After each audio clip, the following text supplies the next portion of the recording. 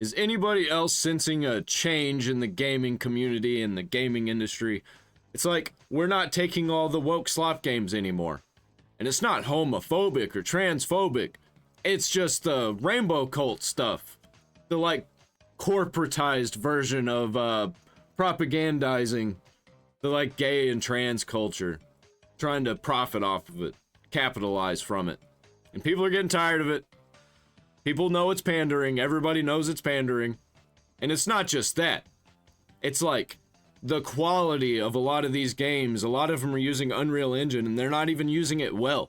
The games aren't optimized. They're all starting to look the same because everything's trying to look realistic, ultra realistic. And when you're trying to look ultra realistic, you're all literally trying to look like real life, but better. And that's all the same. It looks the same. There's no style. Games do have style. And those are the ones that are winning right now. And they're not like taking the world by storm or anything. Some of them are. But when you got small teams spending a little amount of money and they're getting like 4 million players, which is what Assassin's Creed Shadows got on launch, which is supposed to be a giant quadruple A title. More people are talking about, I'm switching to retro games, I'm just playing older games. So many games I haven't played are going on sale. There's a lot of good indie titles out there. I'll just watch a few YouTube videos of what some good indie titles I've missed are, and then I'll buy those, whatever looks interesting to me. It's what people are doing. Tim Cain, the guy from the Fallout games, the original ones. Industry pendulum swings. Hi everyone, it's me, Tim. Today I want Hello, to talk Tim. about industry pendulum swings. Now, what do I mean by that? I'm not talking about trends. I'm not talking about people going, hey, action RPGs are so hot right now.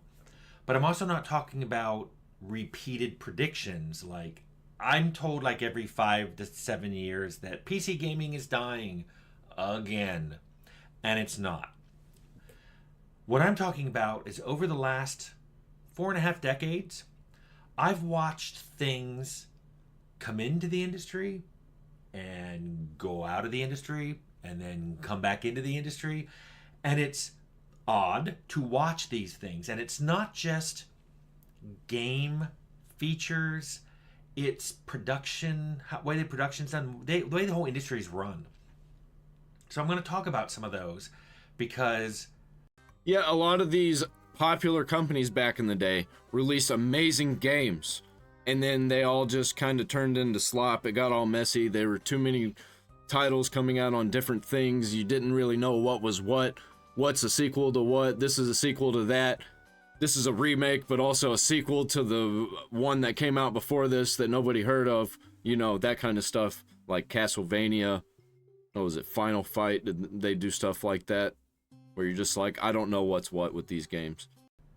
I kind of want to put some stuff in context so you guys can see that whenever something starts happening in the industry, you have to realize it's happened before and it's going to happen again because these things just go in and out and in and out and in and out. Yeah, giant corporate slop companies end up hitting a ceiling and then everybody forgets about them. Like, almost instantly. And everything shifts and everybody moves on. And then it all just like rolls, it happens again. And there's always problems with something. There's never like no problems. It's never perfect. It's never a utopia of the gaming culture and the gaming industry. So let me start with one that I first noticed 30 years ago. It happened in the 90s and I've been seeing it ever since. Big companies that publish and develop in-house will suddenly decide they don't want developers in-house. There are all these developers that are out of house that seem to be able to do it cheaper once they look at how much it costs to keep full art staff and design staff and programming staff. Yeah, they start cutting corners to save money, and that's how you get slop. Well, that's the beginnings of how you get slop. In-house. Plus, you know, when the chairman and the CEOs and all that, the people at the top, when they start taking like $3 million a year paychecks, that's really when you know you got some slop on your hands. Because you know they're doing all kinds of crazy stuff to save money. they kind of freak out and like, oh no, let's get rid of all these people and we'll do all of our development out of house. So they end up, doing contracts with small developers. Yeah, and then they'll spend like $30,000 to have a party with journalists, and it's for some reason journalists that nobody likes. Getting them to do the games. But then after a few years, they're like, why are we paying these people so much money when we could just bring them all in and do it ourselves? And they pull it all back in. I watched this cycle happen at like Disney several times. And I've seen other publishers in the industry do it.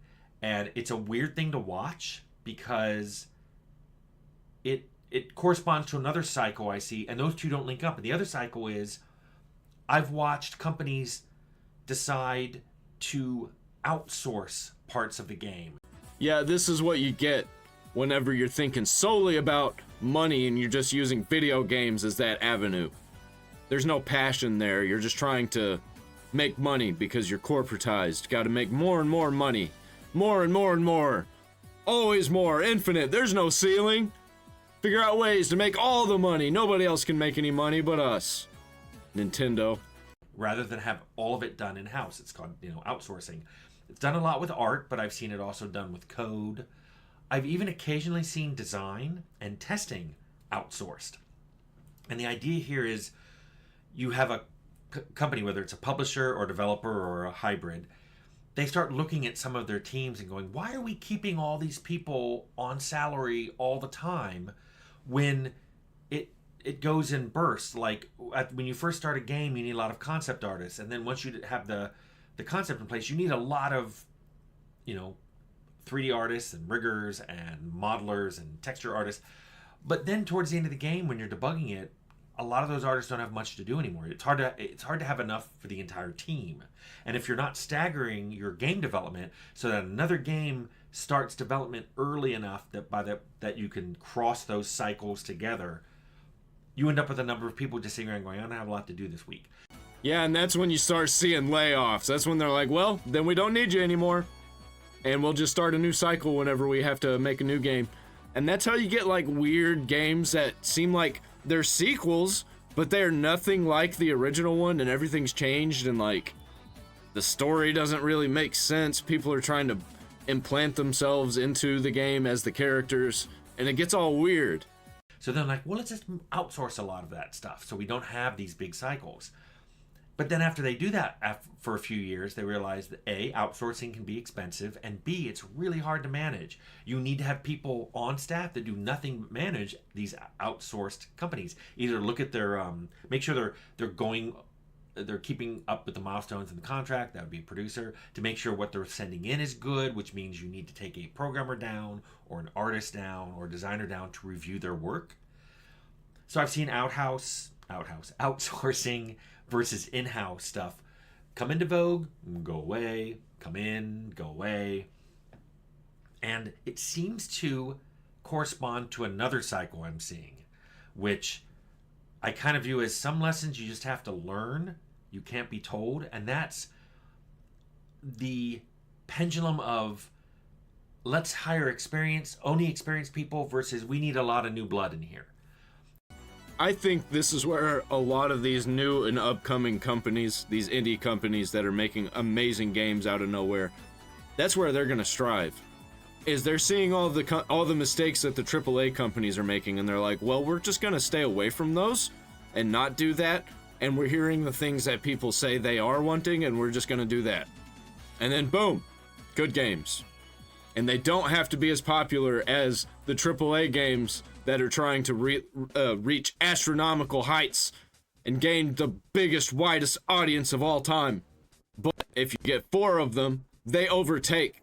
And 4 for the same price as 1, you can get 4 AA indie games for the price of a full-priced AAA game. That's full with like all the DLC, way bigger numbers.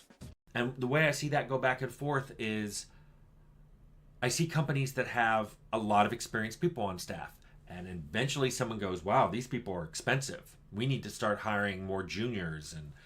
And so they do that. And they usually couch it as, oh, we're going to get new blood in here and new ideas. And these people will come in and shake things up. They shake things up all right. Some of them have great ideas. Some of them have ideas that have known pitfalls, but because they've never done it before, they're inexperienced by the very nature of you're hiring junior people who've never done it before.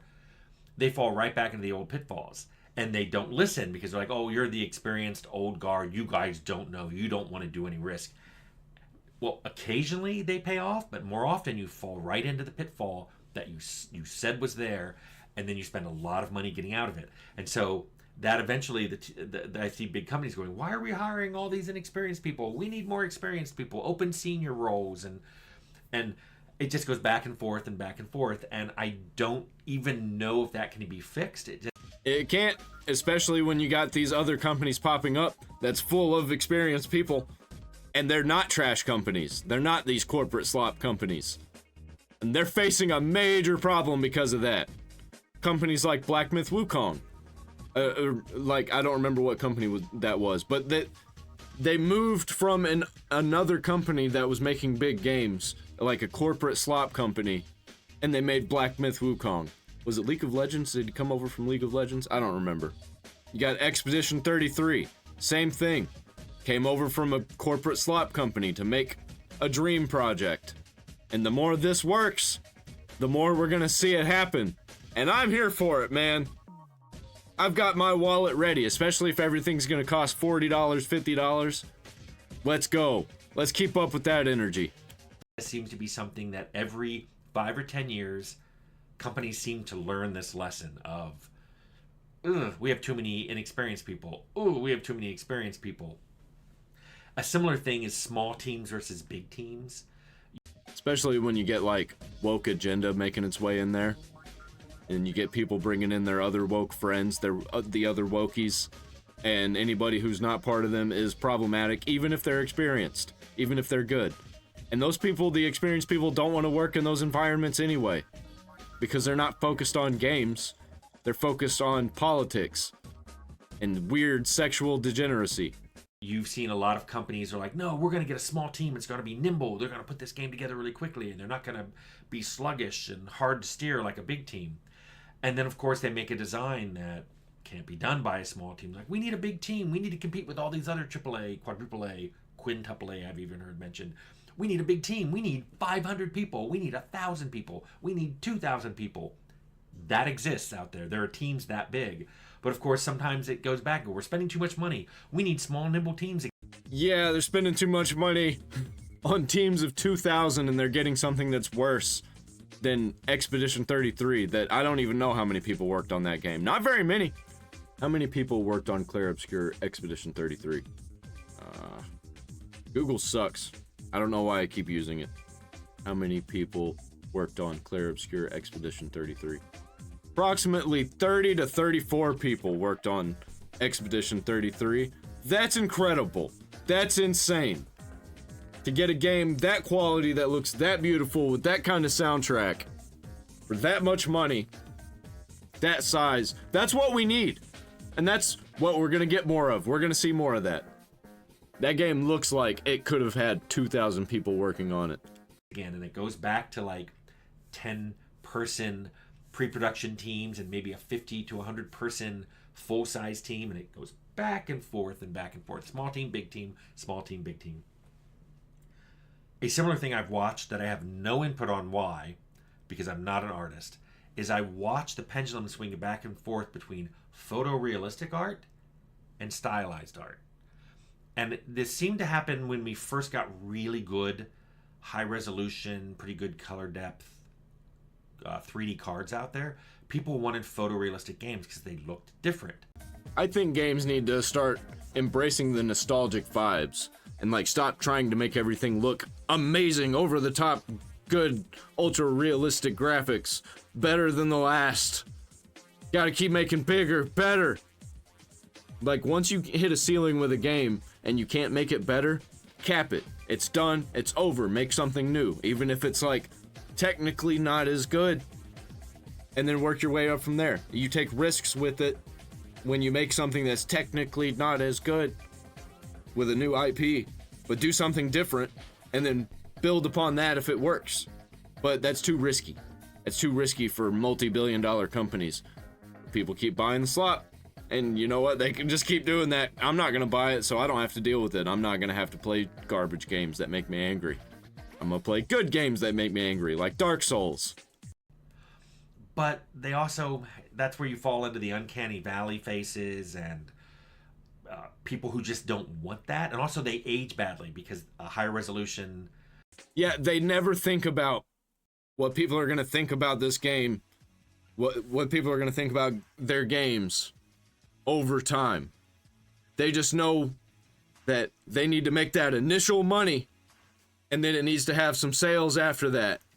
And then they want people to forget it, actually, so they can move on and buy their next thing at full price. So they can't charge full price for their old thing unless they re-release it. Remember old thing? We're releasing it now, again, with better graphics. More color, just a lot of more techniques come out, better lighting and all that come out. And suddenly the old photorealistic games don't look very good. While the stylized ones that are either, 8-bit or cartoony or cell shaded or something like that. Games like Dishonored, games like Borderlands 1, Borderlands 2, hold up very well. BioShock, and they look like really good, interesting worlds. Not trying to look realistic, but they look realistic enough. Suddenly those games still look good after 10 years. So the pendulum swings back. Let's do stylized games. And they do that for a while, and the graphics fidelity goes up, and people are like, why aren't we doing more photorealistic? And the pendulum goes back. And I just watch this go back and forth because I have no opinion. I don't have any dog in this hunt. I like some photorealistic games. I like me a lot of stylized games, and I just think that's how things go.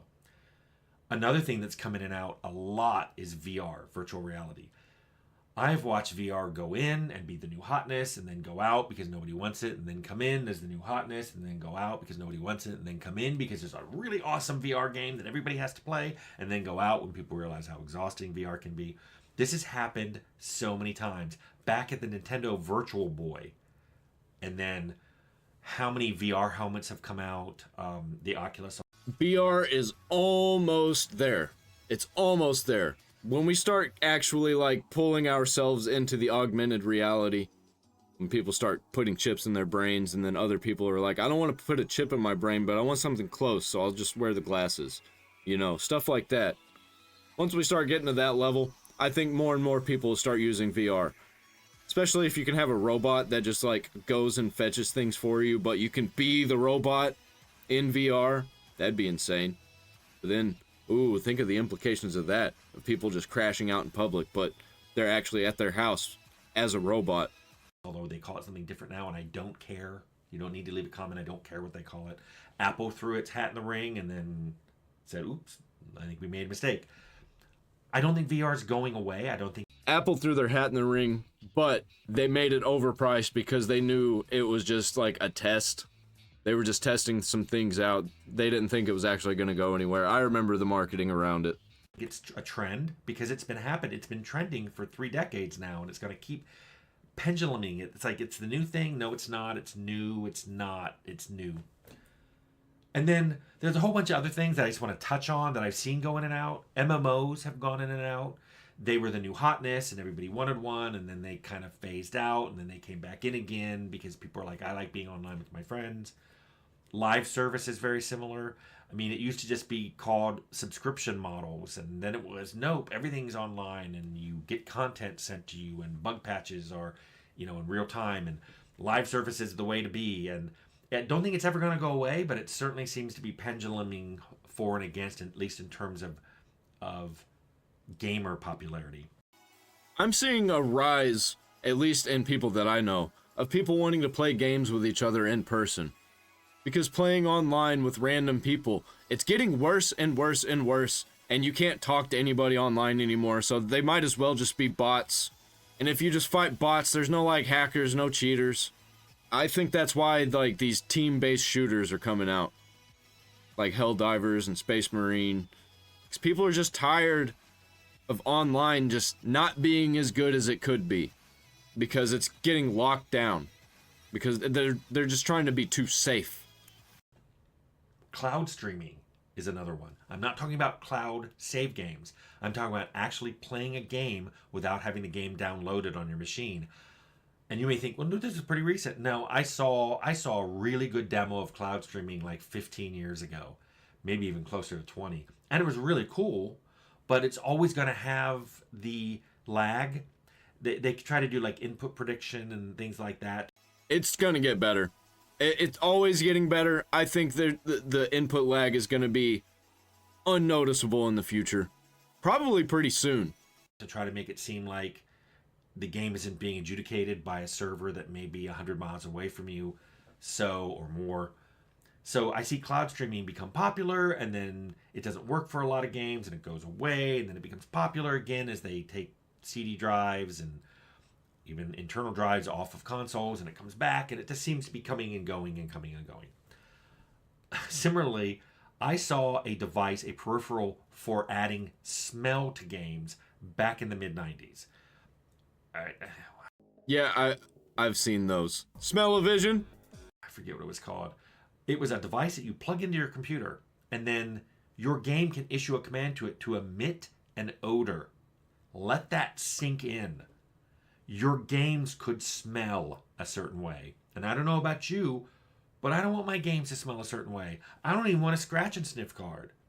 That would be pretty cool though, with like a full VR experience where you got like the full tracking suit for your entire body, and you're like elevated slightly on a smooth surface where you can like run across it, you know, while you're stationary, be able to crouch and everything, move freely, and you'd be able to hear, feel, and smell things. Things wouldn't exactly hurt, but you could feel pressure. That'd be really cool. And taste things, that'd be weird. I don't know about that one. Be able to taste food, that'd be cool. There's just a lot of things that I see and hear, and I don't need to smell them. And yet, it doesn't go away. That device went away, and then it came back a few years later, the same company. And then it went away, and I'm hearing it's coming back again. Same thing with like haptic gloves or even haptic suits. I don't need to feel myself getting stabbed. Haptic gloves, I don't even want to think about what applications people are going to make for that. Yeah, we already know. Bunch of gooners. And then, of course, that leaves the fifth sense, which is taste. I don't want scratch and lick cards. I don't want a game to be playing and it says pull out card 7 and lick it. I don't want that. But I'm not saying this is pendulum or even trended in once, but it's the last sense I haven't seen people tackle yet.